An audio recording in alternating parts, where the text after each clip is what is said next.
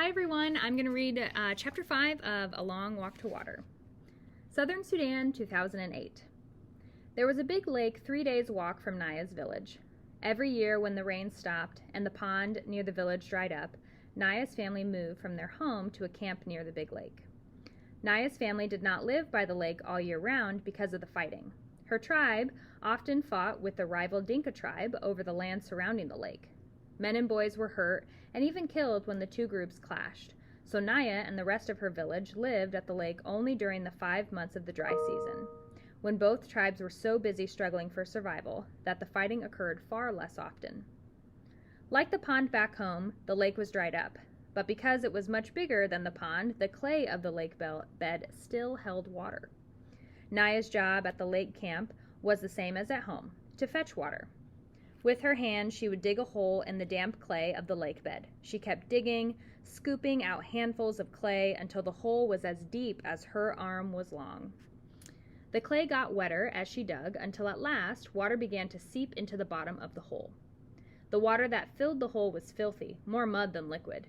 It seeped in slowly that it took a long time to collect even a few gourds full. Naya would crouch by the hole, waiting for water.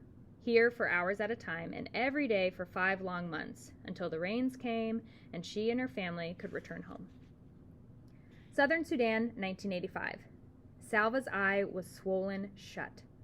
Buska's forearm were lumpy and raw. A friend of Buska's had a fat lip. They all looked as though they'd been in a terrible fistfight. But their injuries weren't bruises, they were bee stings. A fire had started under the tree to smoke the bees out of the hive and make them sleepy.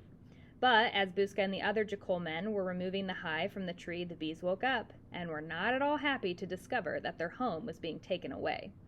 They expressed their unhappiness very clearly by buzzing, swarming, and stinging a lot. It was worth it, Salva thought as he touched his eye gingerly. His belly was a rounded lump stuffed full of honey and beeswax. Nothing had ever tasted so good as those pieces of honeycomb dripping with rich, luscious gold sweetness. Along with everyone else in the group, he had eaten as much as he could hold and then a little more. All around him, people were licking their fingers in great satisfaction, except for one Dinka man who had been stung on his tongue. It was swollen so badly that he could not close his mouth. He could hardly swallow. Salva felt very sorry for him. The poor man couldn't even enjoy the honey. The walking seemed easier now that Salva had something in his belly. He had managed to save one last piece of honeycomb and had wrapped it carefully in a leaf. By the end of the next day, all the honey was gone, but Salva kept the beeswax in his mouth and chewed it for the memory of sweetness.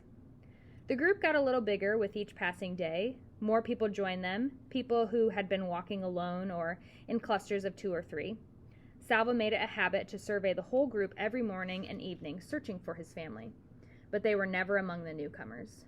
One evening, a few weeks after Salva had joined the group, he made his usual walk around the fireside, scanning every face in the hope of seeing a familiar one. Then, ouch!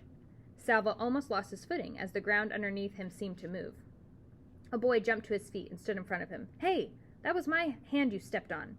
The boy spoke Dinka, but with a different accent, which meant that he was not from the area around Salva's village. Salva took a step back. "Sorry, are you hurt?" The boy opened and closed his hand a few times, then shrugged. "It's all right, but you should really watch where you're going." "Sorry," Salva repeated. After a moment's silence, he turned away and began searching the crowd again. The boy was still looking at him. "Your family?" he asked. Salva shook his head. "Me too," the boy said. He sighed, and Salva heard that sigh all the way to his heart. Their eyes met. "I'm Salva." "I'm Mariel." It was good to make a friend. Mariel was the same age as Salva. They were almost the same height. When they walked side by side, their strides were exactly the same length, and the next morning they began walking together. "Do you know where you're going?" Salva asked. Mariel tilted his head up and put his hand on his brow to shade his eyes from the rising sun. "East," he said wisely. "We are walking into the morning sun." Salva rolled his eyes. "I know we're going east," he said. "Anyone could tell that, but where in the east?" Mariel thought for a moment. "Ethiopia," he said. "East of Sudan is Ethiopia." Salva stopped walking. "Ethiopia? That's another country. We can't walk all the way there." "We are walking east," Mariel said firmly. "Ethiopia is east." "I can't go to another country," Salva thought. "If I do, my family will never find me." Mariel put his arm around Salva's shoulders. He seemed to know what Salva was thinking, for he said, "It doesn't matter. Don't you know that if we keep walking east, we'll go all the way around the world and come right back here to Sudan? That's when we'll find our families." Salva had to laugh. They were both laughing as they started walking again, arm in arm, their strides matching perfectly.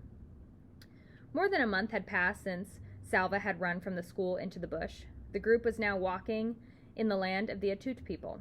In the Dinka language, the Atut were called the people of the lion. Their region was inhabited by large herds of antelope, wildebeest, and the lions that preyed on them. The Dinka told stories about the Atut. When an Atut person died, he came back to earth as a lion, with a great hunger for the human flesh he once had. The lions in this region were said to be the fiercest in the world. Nights became uneasy. Salva woke often to the sound of roars in the distance, and sometimes to the death sequel of an animal under a lion's claws. One morning, he woke bleary-eyed after a poor sleep. He rubbed his eyes, rose, and stumbled after Mariel as they began walking yet again. "Salva?" It was not Mariel who had spoken. The voice had come from behind him. Salva turned. His mouth fell open in amazement, but he could not speak. "Salva!" That's the end of the chapter. I hope you enjoyed it.